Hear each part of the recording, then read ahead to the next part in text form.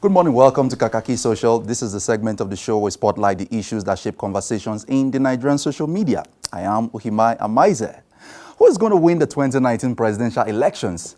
The United States Institute of Peace is predicting a victory for President Muhammadu Buhari.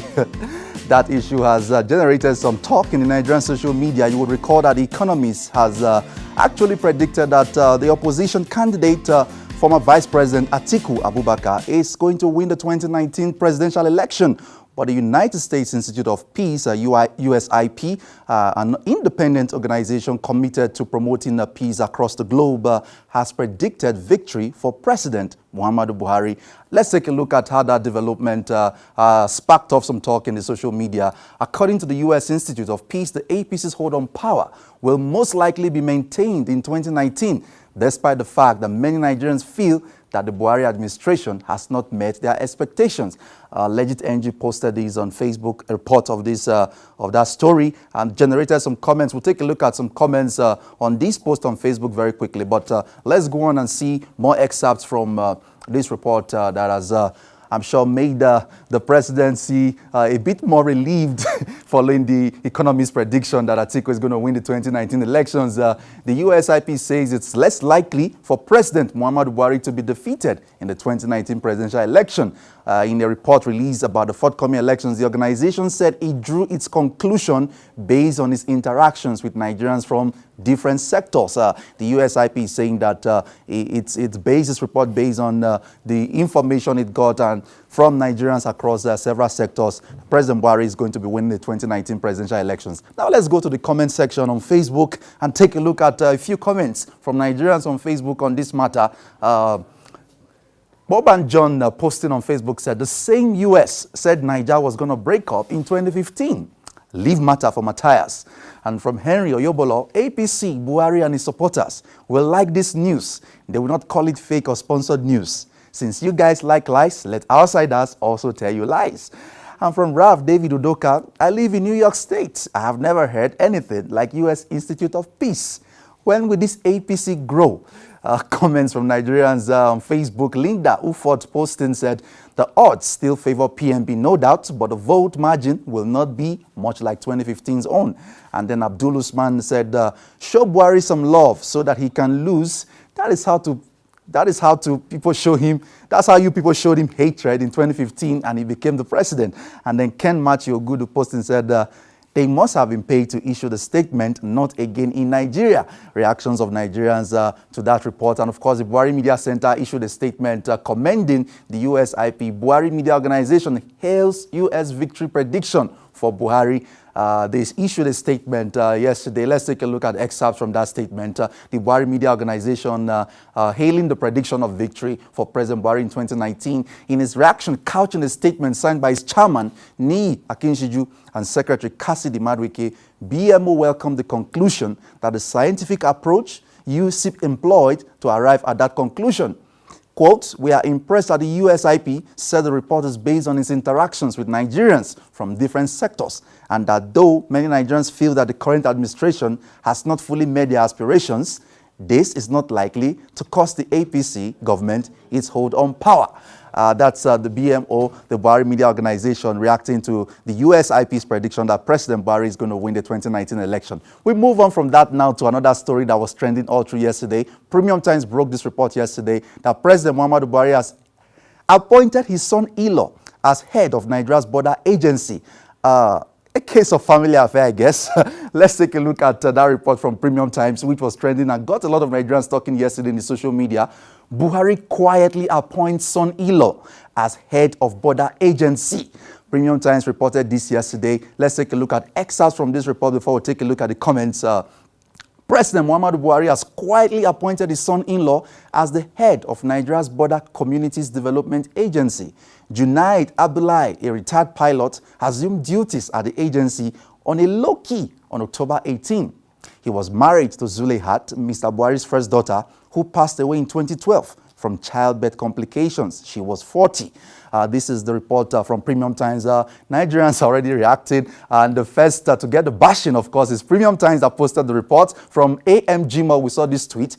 Why are you not carrying news that will benefit the masses and the country in general? Instead of being partisan, It won't do you or your media organization any good, but it will drag you low. So change your way before it's too late. Save Baba till 2023. AMGMO, of course, got some few responses. Strongman FAD posted in response to the comment we just read said, you mean that the revelation about the activities of a nepotic president like PMB is not news? Then what is the essence of investigative journalism? And then more comments from Nigerians. From Sultan212, we saw this tweet. Trump appointed his son-in-law as U.S. Middle East envoy. He is contemplating replacing Nikki Haley's former post at the UN with his daughter Ivanka. Share America with a copy and cite as example.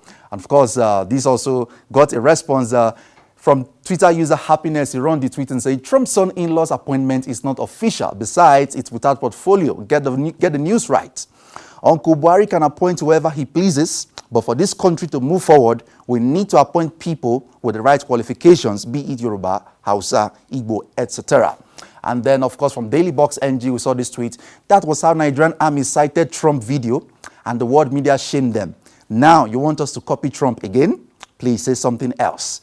And from Batiotios, we saw this tweet. I beg, what is the biggie about Buhari's son-in-law's appointment? Is it that he isn't qualified or what? Our media has gone bonkers. What's special about this appointment? This election should begin already so we can shut some people up. And then from Reno Mokri, Buhari said he's against privatization, yet he privatized government. Cabal head Mamandara is his nephew. Amina Zakari of INEC Nigeria is his niece. Water Resources Minister Sule Adamu is PMB's nephew. Now Buhari has appointed his son-in-law to head an agency. Reno Mokri, former presidential aide to former President Jonathan, fired off that tweet yesterday. And we move on now to Obi Ezekwesili, who was also trending yesterday. She paid a visit to former head of state General Ibrahim Babangida, retired in Mina, and that got also a lot of talk in the social media yesterday. Let's take a look at that report photo. Obi Ezek holds secret meeting with IBB in Mina. The cable exposed details of that report yesterday, of that development yesterday. Let's take a look at commentary from Nigerians on this matter. Obi Ezekwesili actually tweeted from her handle and shared a picture from that visit. She said, I had a very candid conversation with former head of state Ibrahim Babangida in Mina after my speech on human capital development at El Amin School yesterday. I made it clear that Nigeria must be taken out of the clutches of the old order. This is our mission. Hashtag fight for Niger. And then she continued in another tweet. She said, when they tell you we cannot win, you just focus, donate, sign up, volunteer via obi2019.com and watch us build a structure that will shake the system, overwhelm it and send APC PDP packing. They won't see us coming. Hashtag Obi2019, hashtag disrupting politics, hashtag fight for Niger. You'll recall that Obi had actually also caused a stir in the social media when she coined a new word called butiku, where she stated that Buhari and Atiku are actually the same, and that word is becoming very popular in the social media already, butiku, stating that Buhari and Atiku are the same. Yunus Atankwa tweeting said, donate, donate, and donate. Madam, are you sure it's not for the money? If you are different, why open an account in your name? Why not the party? How do you prepare for a whole presidential election in a vast country like ours, 3 months to election, only to ask people to bring their money? Haba, madam. That's from Yunus Atanko. A tweeting from Shobola Abiola, one tweeting said, for this visit to IBB, madam, please count me out of your mission. I thought we were about to move forward. IBB, oh, go. And then from Mohammed _ KS tweeting said, if you really mean well about taking Nigeria from the old order, then you've no business with IBB. You should have used that opportunity to meet market women and men in Niger and share your aspiration with them. Let them know you. This your charade is at best exercise in futility. And then we saw more comments yesterday on this matter. Let's take a look at more tweets from Nigerians. From Atama tweet, my brother, have been trying to clean my eyes to be sure if she's sitting or kneeling. Can't figure. Of course, the picture of Ezekwesili visiting Babangida looks like she was actually kneeling. We'll take a look at that picture very quickly. Sakebi11 tweeted and said, now, what for now? Which kind of talk can be this now? Is the way she sat down, jaw, she couldn't possibly be kneeling down. And then from Ibe Okwa tweeting said, for emphasis, I have no issue with your meeting IBB. But to kneel before him, especially being a presidential aspirant, is, in my opinion, a sign of subjugation. Totally unacceptable and a very negative signal. But what's Ezekwesili really kneeling down? This is the picture. Take a look properly at this picture, and that's the former head of state sitting down there, and that's Ezekwesili sitting. I think it looked like the way she was sitting. I don't think she was kneeling down from what I can see, but it looked like she was actually kind of kneeling down. But let's move on and take a look at, there are a few more comments we saw yesterday. From Adejoro68 said, Obiageli Ezekwesili meets with Ibrahim Babangida Imina yesterday. This is so shameful. The same Obi complaining about recycling leaders, calling Buhari and Atiku Butiku, can be running to IBB for endorsement. But did she really go for endorsement? She went to give a speech at El Amin School and decided to stop over to see Babangida, who, as a former head of state, is a stakeholder in the whole business of Nigeria as a country. And then Adebukola, tweeting at Breeze, said she had a candid conversation. She didn't say she went there for advice or sponsorship. Since when did candid conversation become a crime? Win or otherwise, I support her. And then, of course, the presidential candidate of the AAC also had a tweet for Obi Ezekwesili, but we'll take a look at that very quickly. Let's take a look at this tweet first. Patrick 05856722220 said, Madam, I would have loved to support you, but your party doesn't have the structures. Why don't we all join hands with Atiku and take power from APC first before we all perish from hardship, and then you can come in? I supported APC in 2015, but I regret every step that I took. From Patrick Edet. And Yele Sowore, presidential candidate of the AAC, tweeting said, photo speak, our dear OBSX wants to stop corruption and misgovernance in Nigeria, but then hosts a secret session with the godfather of corruption and bad governance, IBB. Nigerians all be creatively coined Butiku. I love it. But this single visit is Obitiku. Go figure. From Yele Sowore there, and Yele, of course, got some responses from Nigerians. I am_Wilson replied and said, Muhammadu Buhari is the godfather of corruption and bad governance. IBB did more in 8 years than this APC would do in 20 years. And one last tweet on this matter from Bode Abiodun Mitch. We saw this tweet. Stop painting fellow aspirants. It won't give you any lift. It's not the first time I'll see this from your end, sir. Paying homage to elder statesmen is humility. You've also visited some people that many don't like, but that's not a crime. OBSX is gifted without doubt. Words of admonishment to Yele Sowore, the presidential candidate of the AAC. And on to softer issues now. Yesterday, we saw some mild drama in the social media when a video surfaced of Two-Face Idibia and his wife, Annie, and his baby mama, Pero, and it was a case of reconciliation between his wife, Annie, and his baby mama, and Two-Face was sandwiched in between the two of them in a very interesting video that we'll show you snippets of that video this morning. And in the background of that video, all we need is one love. Two-Face was being played. Laila Ijoma posted this video yesterday on Twitter saying Two-Face in tears yesterday as his wife Annie and his baby mama Pero ended their age-long rift. Let's take a look at snippets of that video. We can't show you the whole video because it contains some footage is not very suitable for live TV. Let's take a look. I swear to God, there's something that is happening to me right now. I swear to God, I'm in church right now. Okay, comments, the comment section. Princess Danny tweeted said, oh, a king. He still had to rest his head in between both bosoms.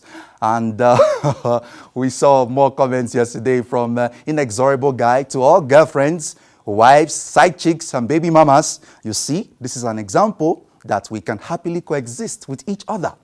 Yes, we can. I don't know about that. And then from Akinsoy Oluwaseun tweeting at Mr. Boboxy said, Tubabana smart guy. See as he put head in between those two faces. Interesting use of words there. Swish_Mr. tweeting said, this guy has surpassed every living Yoruba demon, home and abroad. I stand. Baje baje. And then, of course, more comments from Ayob, the Godfather, tweeting, na good death to Baba one die. Rest your head where he did and rest in peace, wallahi. You can go on social media and take a look at the full videos. It was very, very interesting video yesterday. And of course, when it comes to women, we know that Two-Face is not like Amaka. Two-Face never, never, ever disappoints. And we go on to the BBC News Pidgin that shared this very interesting video yesterday on Instagram. Oyeni Okbola leg cut comot when him they do skating. But that one no stop him to be Ogbonge bike stunt man. Take your eye, see waiting in the take motorcycle do. Let's take a look at this very inspirational video as we wrap up Kakaaki Social this morning. My name is Okbola Oyeni. I be stunt biker. I don't go like 2.5 years so I don't lose my leg. I don't bike before the accident. My biggest challenge is now being broke. When I see my picky and my wife, we stand by me despite all the challenges. I'm waiting to ginger me with that. I know they fear at all. I know they fear my second leg fit go because God did my back. I train with Alimosho bikers. My plan is to take biking, stunting industry to the higher level. Most especially where my leg they cut like this. I dey stunt for life. Now when Baba God say don't do, because stunting na they give me joy. And person always stop waiting they give person joy now. Okay, very inspirational video there. Here, some people are complaining about not having endowments and opportunities. That's a man without a leg. He's a stunt biker. On this note, we wrap up Kakaaki Social this morning. Follow the conversation on all our social media platforms at Kakaaki Social on Facebook, Twitter, Instagram, and subscribe to our YouTube channel. I am Uhimai Amaize. Kakaaki Social returns tomorrow morning at 8 a.m. Handing you over back now to Chikodinaka and Shola. All right, Ohimai, from that picture or video, it does show how a disabled person can actually find ability and disability. Thank you very much. We'll see you tomorrow. Thank you very much. Just before you run off, social media is very good. People communicate, they rub minds, they share ideas. And by the time, some of the information there can be very tricky. I'm tailing back on the one you mentioned about someone saying that the U.S. said Nigeria will break up. It wasn't actually the U.S. It was a former American ambassador here in Nigeria, John Campbell, who made that after he left his tour of duty, made that. And it was appropriated to the United States as a country, saying that Nigeria is going to break up. It's not accurate. Exactly. Yeah. All right, Ohimai, thanks. Thank you very much.